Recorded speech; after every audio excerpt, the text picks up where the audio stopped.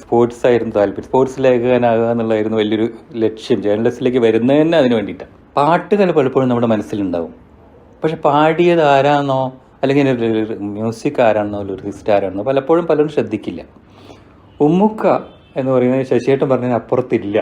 അതാണ്, ഇത്രയേ അതിലുള്ളൂ. ഇത് അറിഞ്ഞിട്ട് പോലുമില്ല പക്ഷെ താൻ അറിയാത്ത കുറ്റത്തിന് മോഷ്ടാവ് എന്നുള്ള പേര് അദ്ദേഹം കേട്ടു. 2 പാട്ടിനും, ഉണ്ണി ആരാരിരോ രാഗേന്ദ്രകിരണം, 2നും. ഓരോരുത്തർക്കും ഓരോ ശീലങ്ങളാണ്. പാട്ടിനെ കുറിച്ച് ഒരു ധാരണ ഉണ്ടാക്കുകയായിരുന്നു താങ്കളെ സംബന്ധിച്ചിടത്തോളം ഒരു ശീലം. താങ്കളുടെ ഒരു ജീവിത വഴികൾ പരിശോധിച്ചാൽ മലയാള ഗാനങ്ങളെക്കുറിച്ചും അതുപോലെ തന്നെ സംഗീതജ്ഞരെക്കുറിച്ചുമൊക്കെ അഗാധമായ ജ്ഞാനമുണ്ട്. ഒരുപക്ഷെ ഒരു മാധ്യമപ്രവർത്തകനായിരുന്നുകൊണ്ട് എങ്ങനെയാണ് ഇത്തരമൊരു വഴിയെ സഞ്ചരിക്കാൻ കാരണമായത്? ഞാൻ ശരിക്കും പറഞ്ഞാൽ അങ്ങനെ ഉദ്ദേശിച്ച് ചെയ്തൊരു കാര്യമല്ല ഇത്. യാദൃച്ഛികതകളുടെ ഒരു ഫലം എന്ന് വേണമെങ്കിൽ പറയാം. കാരണം ഞാൻ ജേർണലിസം പഠിച്ചു കാലിക്കറ്റ് യൂണിവേഴ്സിറ്റിയിൽ. ജേർണലിസം അന്ന് ഡിഗ്രിയാണ്, BJ എന്ന് പറയുന്നത്. അതിൽ ഫസ്റ്റ് റാങ്ക് ഉണ്ടായിരുന്നു. അപ്പോൾ അന്ന് കേരള കൗമുദി കോഴിക്കോട് എഡിഷൻ ലോഞ്ച് ചെയ്യുന്ന സമയമാണ്. ആദ്യമായിട്ട് ഫോട്ടോ കമ്പോസിങ്, കമ്പ്യൂട്ടറൈസ്ഡ് പ്രിൻറ്റിങ്ങും ടൈപ്പ് സെറ്റിങ്ങും ഒക്കെ ഉള്ളൊരു പത്രം ഇന്ത്യയിൽ തന്നെ ഫസ്റ്റിലാണ് വരുന്നത്. അപ്പോൾ സ്വാഭാവികമായിട്ട് അതിൽ ചേരാനുള്ള ഒരു പ്രലോഭനം ഉണ്ടായി. അവിടെ ചെന്നു, അവിടെ കിട്ടി.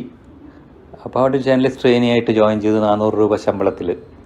അപ്പോൾ ആ കാലത്ത് എനിക്ക് ശരിക്കും പറഞ്ഞാൽ ഫുട്ബോളായിരുന്നു എൻ്റെ ഒരു പ്രിയപ്പെട്ട ഇവൻറ്റ്. സ്പോർട്സ് ആയിരുന്നു താല്പര്യം. സ്പോർട്സ് ലേഖകനാകുക എന്നുള്ളതായിരുന്നു വലിയൊരു ലക്ഷ്യം. ജേർണലിസ്റ്റിലേക്ക് വരുന്നത് തന്നെ അതിന് വേണ്ടിയിട്ടാണ്. അപ്പോൾ അന്ന് സ്വാഭാവികമായിട്ട് അവിടെ ഒരു സ്പോർട്സ് റിപ്പോർട്ടർ വേണം. അങ്ങനെ നേരെ ആദ്യമായിട്ട് Kozhikode Nehru cup international football tournament report ചെയ്തിട്ട് ഞാൻ ആദ്യമായിട്ട് സ്പോർട്സ് ലേഖകനായിട്ട് മാറും.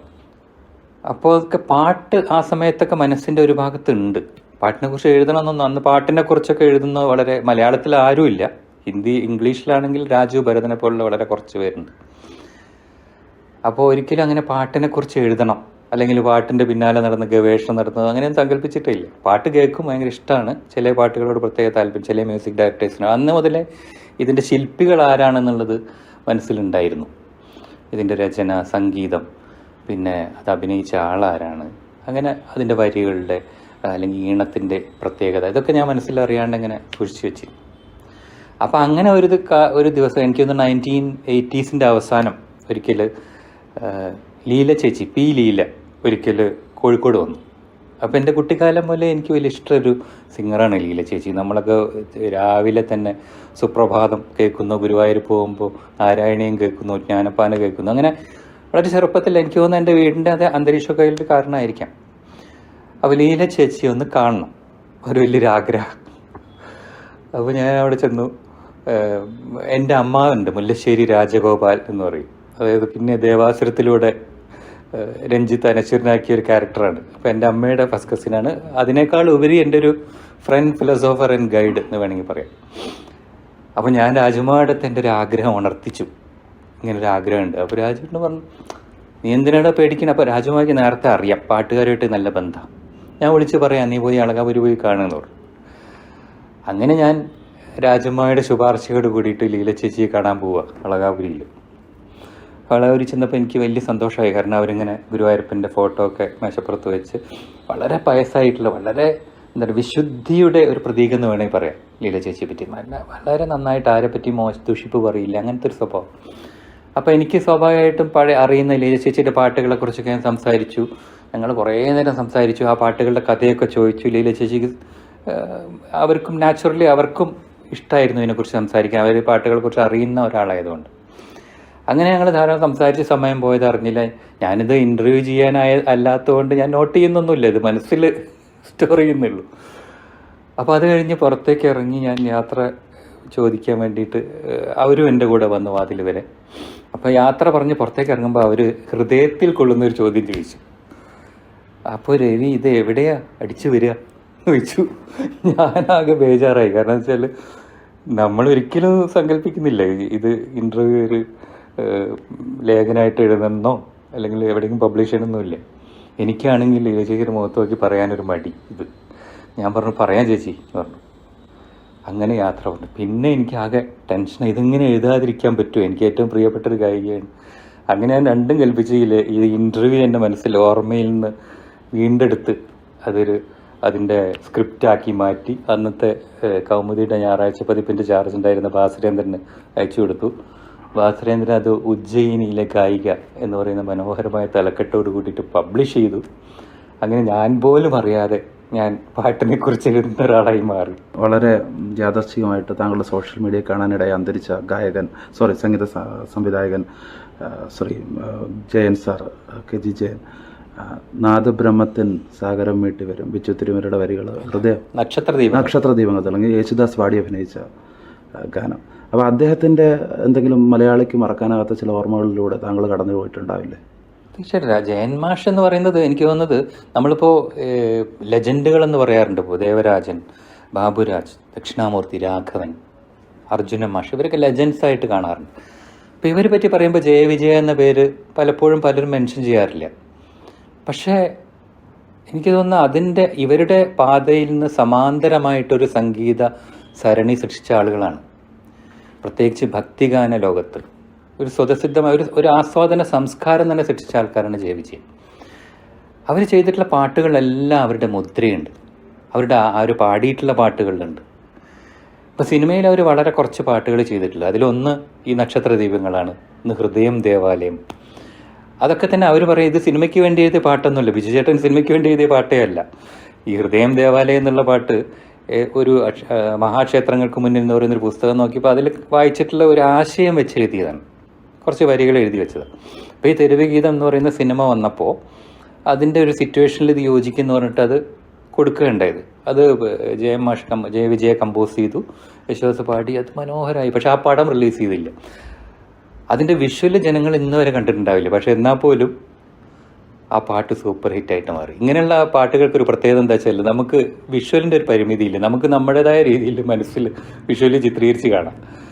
ആ ഹൃദയം ദേവാലയം അസാധ്യ പാട്ടായിരുന്നു. അതാണ് അവരുടെ ഒരു ക്ലാസിക് പാട്ട്. നക്ഷത്രദീപങ്ങളും അതേപോലെ തന്നെ ബിജു ചേട്ടൻ സിനിമയ്ക്ക് വേണ്ടി എഴുതിയതല്ല. മദ്രാസിൽ താമസിക്കുന്ന സമയത്ത് ഒരിക്കൽ ജയവിജയന്മാർ താമസിക്കുന്ന ലോഡ്ജിൽ പോയപ്പോൾ അവിടെ അദ്ദേഹം ഒരു കയ്യിലെ ഡയറി അവിടെ വെച്ചിട്ട് അമ്പലത്തിൽ പോയതാണ്. യാദൃശ്ചികമായിട്ട് ജയവിജയന്മാർ ഈ ഡയറി കാണാനായിട്ട് വരുന്നു. അതിൽ ഈ ചെമ്പൈ സ്വാമിയെ പറ്റിയും പാലക്കാട് മണിയേരെ പറ്റിയൊക്കെ ഉള്ളൊരു കവിത കാണുന്നു.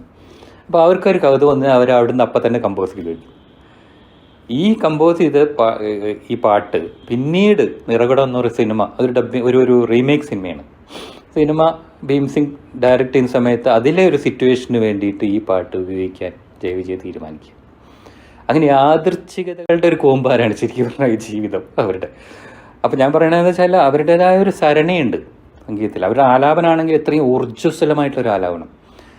ഭക്തിക്ക് അങ്ങനെ ഒരു ഭാവമാണ്. ഭക്തി എന്ന് പറയുന്നത് ഒരു വളരെ ഊർജം നിറഞ്ഞൊരു ആലാപനമാണെന്ന് തെളിയിച്ച ആൾക്കാരാണ്. അതുകൊണ്ട് അവരുടേതായിട്ടുള്ളൊരു കാലഘട്ടം ഉണ്ടായിരുന്നു. ആ കാലഘട്ടത്തിനാണ് ജയമാഷ് വിട വാങ്ങിയപ്പോൾ തിരശ്ശീല വീണത്. താങ്കളുടെ തന്നെ എഴുത്തുകളിൽ നിന്നിട്ട് ഒന്ന് തിരിഞ്ഞു നോക്കിയാൽ മിഴിയിലെങ്ങും ചൂടും നാളമെന്ന് പറഞ്ഞിട്ട് എസ് ജാനകി ഇപ്പോഴും അന്വേഷിച്ചു കൊണ്ടിരിക്കുന്ന ഒരു പാട്ടുകാരൻ, അവരോടൊപ്പം പാടിയ പാട്ടുകാരൻ, എന്തായിരുന്നു ആ ഒരു സംഭവം? അത് എനിക്ക് പലപ്പോഴും തോന്നിയിട്ടുള്ളതെന്ന് വെച്ചാൽ നമ്മളെ പാട്ടുകൾ പലപ്പോഴും നമ്മുടെ മനസ്സിലുണ്ടാവും. പക്ഷെ പാടിയത് ആരാന്നോ അല്ലെങ്കിൽ ഒരു മ്യൂസിക് ആരാണെന്നോ ലിറിസിസ്റ്റ് ആരാണെന്നോ പലപ്പോഴും പലരും ശ്രദ്ധിക്കില്ല. എന്നെ പോലുള്ള ചില കിറുക്കന്മാർ മാത്രമേ എൻ്റെ പിന്നാലെ പോകും. അപ്പം അങ്ങനെയുള്ള പാട്ടുകാരെ പിന്നാലെ പോയി തേടി പിടിക്കുക, അവരെ ഒന്ന് വെള്ളി വെളിച്ചത്തിലേക്ക് കൊണ്ട് നിർത്തുക എന്നുള്ളത് എൻ്റെ ഒരു ആഗ്രഹമാണ്. കാരണം ഞാൻ ഇപ്പോഴും എഴുതുന്നത് എന്താ വെച്ചാൽ ഞാൻ എന്തൊക്കെയാണോ അറിയാൻ ആഗ്രഹിക്കുന്നത്, വായിക്കാൻ ആഗ്രഹിക്കുന്നത്, അതാണ് ഞാൻ മറ്റുള്ളവർക്ക് വേണ്ടി എഴുതുന്നത്. അപ്പോൾ ഞാനാണ് എൻ്റെ ഈ വായനക്കാരൻ എന്നതിൽ എൻ്റെ ഒരു പ്രോട്ടോടൈപ്പ്. അപ്പോൾ ഇതുപോലെ പല ഗായകരുണ്ട്. ഇപ്പോൾ സതീഷ് ബാബു മെല്ലെ നീ മെല്ലെ വരുമെന്ന പാട്ട് ജാനകിയമ്മയുടെ കൂടെ പാടി. ഗോപൻ, എറണാകുളം ഗോപൻ, പലരുടെയും വിചാരം അത് കല്ലറ ഗോപനാണ്, തിരുവനന്തപുരത്തുള്ള കല്ലറ ഗോപനാണ് എന്നൊക്കെ വിചാരിച്ചിട്ടുണ്ട്. പക്ഷേ ഇങ്ങനൊരു ഗായകനുണ്ട്, അദ്ദേഹം വളരെ ചുരുക്കം പാട്ടുകളെ പാടിയിട്ടുള്ളൂ, 1-2 പാട്ടുകൾ കമ്പോസ് ചെയ്തിട്ടുണ്ട്. അങ്ങനെ അദ്ദേഹത്തിൻ്റെ ബിസിനസ്സുമായിട്ട് അദ്ദേഹം പോവുക ചെയ്തത്. അതുമാതിരി ധാരാളം പാട്ടുകളുണ്ട്. ശശിധരൻ, ചന്ദ്രമോഹൻ. അപ്പോൾ ഇങ്ങനെയുള്ള പാട്ടുകളെ ഈ പാട്ടുകാരെ അന്വേഷിച്ച് പോകുക എന്നുള്ള എനിക്കൊരു ഇഷ്ടമുള്ളൊരു കാര്യം. അങ്ങനെയാണ് ഞാൻ ഗോപനെ തെരഞ്ഞു പിടിച്ചത്. അപ്പോൾ ഗോപൻ അന്തം വിട്ട് എന്നോട് ചോദിച്ചു, എന്നെയൊക്കെ ഇപ്പോഴും ആൾക്കാർ ഓർക്കുന്നുണ്ടോ എന്ന് ചോദിച്ചു. ഞാൻ ഓർക്കാതിരിക്കില്ല, കാരണം ആ പാട്ട് ഇപ്പോഴും ആളുകൾക്ക് ഇഷ്ടം. KJ ജോയ് കമ്പോസ് ചെയ്ത പാട്ട്. രജാനിക്ക് പോലും ഈ കൂടെ പാടിയ പല ഗായകരും എവിടെയാണെന്ന് അറിയില്ല. സതീഷ് ബാബു മെല്ലെ നീ മെല്ലെ ഒരു പാടി. അപ്പോൾ അങ്ങനെയുള്ള ആളുകളെ ലൈം ലൈറ്റിലേക്ക് തിരിച്ചു കൊണ്ടുവരാൻ പലപ്പോഴും ഞാനൊരു നിമിത്തമായി എന്നുള്ളത് എനിക്കൊരു സന്തോഷമുള്ള കാര്യം. ഈ സാറി പറഞ്ഞതിൽ തന്നെ നിന്ന് കണക്ട് ചെയ്താൽ ഈ IV ശശി അദ്ദേഹത്തിൻ്റെ ഒരു ചിത്രത്തിൽ കണ്ണൂർ രാജൻ സംഗീതം നൽകിയിട്ടുണ്ട്. അപ്പോൾ A.T. ഉമ്മറുമായിട്ടുള്ള ഒരു ചെറിയൊരു കോൺഫ്ലിക്റ്റ്, അതായത് കണ്ണൂർ രാജൻ്റെ പാട്ടുകളും A.T. ഉമ്മറിൻ്റെ പാട്ടുകളും തമ്മിലൊരു സിമിലാരിറ്റി ഉണ്ടെന്നും ഇത് അദ്ദേഹത്തിൻ്റെ ആണോ എന്നൊരു തെറ്റിദ്ധാരണ ഉണ്ടെന്നും അത് വലിയ വിവാദങ്ങൾക്ക് വരെ വഴി തെളിച്ചിട്ടുണ്ട്. ഞാനിത് പറഞ്ഞതുകൊണ്ട് അത് ശരിയാണ്. ശശിയേട്ടൻ്റെ ഒരു പ്രത്യേകത എന്താ, ശശിയേട്ടൻ പറയാറുള്ളത് എൻ്റെ സിനിമയിലെ ചക്രവർത്തി ഞാനാണ്. അതിപ്പോൾ സംവിധാനം മാത്രമല്ല, ഗാനരചനയിലുണ്ടാവും, സംഗീത സംവിധാനത്തിലുണ്ടാവും, ക്യാമറയിലും ഒക്കെ അവസാന വാക്ക് എൻ്റേതാണ്. അപ്പോൾ അദ്ദേഹത്തിൻ്റെ ആ കാഴ്ചപ്പാടിനോട് യോജിച്ച് പോകുന്ന സംഗീത സംവിധായകരെ അദ്ദേഹം സിനിമയിൽ ഉപയോഗിച്ചിട്ടുണ്ട്. അതിലൊരാൾ A.T. ഉമ്മറാണ്. ഉമ്മുക്ക എന്ന് പറയുന്നത് ശശിയേട്ടൻ പറഞ്ഞതിന് അപ്പുറത്തില്ല, അതാണ്. അപ്പോൾ അതിൻ്റെ ഭാഗമായിട്ട് ഇപ്പോൾ ഈ പറഞ്ഞ കണ്ണൂർ രാജൻ നേരത്തെ ചെയ്തു വെച്ച നാടകത്തിനോട്ട് ചെയ്ത ഒരു പാട്ട് സ്വന്തം സിനിമയിൽ ഉപയോഗിക്കാൻ ശശിയേട്ടൻ ആഗ്രഹിക്കുന്നു. ആ സിനിമയുടെ സംഗീത സംവിധായകൻ A.T. ഉമ്മറാണ്. അപ്പോൾ അദ്ദേഹത്തിൻ്റെ പേരിൽ ഇത് പുറത്തു വരുന്നു. അങ്ങനെ അദ്ദേഹം ശരിക്കും പറഞ്ഞാൽ പല ബഹുമതികൾ ആ പാട്ട് നേടുന്നു. അപ്പോഴൊക്കെ കണ്ണൂർ രാജൻ തമസ്കരിക്കപ്പെടുന്നു എന്നുള്ളതാണ്. അപ്പോൾ അത് A.T. ഉമ്മറിനൊന്നും അറിയില്ല. അപ്പോൾ A.T. ഉമ്മർ അറിയില്ല. അതുപോലെ തന്നെയാണ് ഈ അവളുടെ രാവുകൾ എന്ന സിനിമയിൽ സംഭവിച്ചത്. അതിൽ 2 പാട്ടുകളും ഹിന്ദി പാട്ടുകളാണ്. അപ്പോൾ ഈ ഹിന്ദി പാട്ടുകൾ ഒറിജിനൽ ട്യൂണ് തന്നെ അതിൻ്റെ ഓർക്കസ്ട്രേഷൻ അടക്കം പകർത്തിയിരിക്കുകയാണ് മലയാളത്തിലേക്ക്. അതും A.T. ഉമ്മറിൻ്റെ പേരിലാണ് വന്നത്. പക്ഷെ സത്യം പറഞ്ഞാൽ A.T. ഉമ്മർ അത് ആ പാട്ട് പിറന്നു വീഴുമ്പോൾ A.T. ഉമ്മർ അവിടെ ഇല്ല, അത് അറിഞ്ഞിട്ടുമില്ല. അത് ശശിയേട്ടൻ തന്നെ പറഞ്ഞു. ശശിയേട്ടനാണ് ആ ഒറിജിനൽ ഹിന്ദി പാട്ടിൻ്റെ ട്രാക്ക് പോയി ബോംബെയിൽ നിന്ന് വാങ്ങിക്കൊണ്ടുവന്ന് അത് ഇവിടെ രേവതി സ്റ്റുഡിയോയിൽ കൊണ്ടുവന്ന് അതിൻ്റെ ആകെ മ്യൂസിക് ഡയറക്ടർ ആയിട്ട് ശശിയേട്ടനാണ്. കണ്ണനുണ്ട്, റെക്കോർഡിസ്റ്റ് കണ്ണനുണ്ട്, പിന്നെ ഫ്ലൂട്ട് വായിക്കുന്ന അദ്ദേഹം നമ്മളെ ഗുണസിംഗ്. അപ്പോൾ ഈ ഒറിജിനൽ ട്രാക്കിൽ ചെറിയ ഗ്യാപ്സ് വരും. മലയാളം ബിച്ചിത്തിനുമ 2ാമത് എഴുതിയ പാട്ടുകൾ ജാനകിയമ്മയെ പാടുന്നത്. അപ്പോൾ അതിൽ ഗ്യാപ്പിൽ ഫില്ല് ചെയ്യാൻ വേണ്ടി കുറച്ച് ഫ്ലൂട്ട് ബിറ്റുകൾ ഇത്രയേ അതിലുള്ളൂ. ഇത് അറിഞ്ഞിട്ട് പോലുമില്ല A.T. ഉമ്മർ. പക്ഷെ താൻ അറിയാത്ത കുറ്റത്തിന് മോഷ്ടാവ് എന്നുള്ള പേര് അദ്ദേഹം കേട്ടു 2 പാട്ടിനും, ഉണ്ണി ആരാരിരോ രാഗേന്ദ്ര കിരണ 2നും. അപ്പോൾ ഞാനിത് ചോദിക്കുമ്പോൾ എപ്പോഴും ചിരിക്കും. ഭയങ്കര നല്ല മനുഷ്യനാണ് A.T. ഉമ്മുക്ക. അപ്പോൾ ഉമ്മുക്ക പറയും അതിനെപ്പറ്റി ഞാനൊന്നും പറയുന്നില്ല. പക്ഷെ ഞാൻ അതിൽ ചെയ്ത വേറൊരു പാട്ടുണ്ട്, അത് നിങ്ങളെന്താ ചോദിക്കുക, അന്തരിന്ദ്രിയ ദാഹങ്ങൾ. അത് ഞാൻ ചെയ്ത പാട്ടാണ്, അതിനെക്കുറിച്ച് നിങ്ങൾക്കൊന്നും അറിയേണ്ടത് ചോദിക്കും.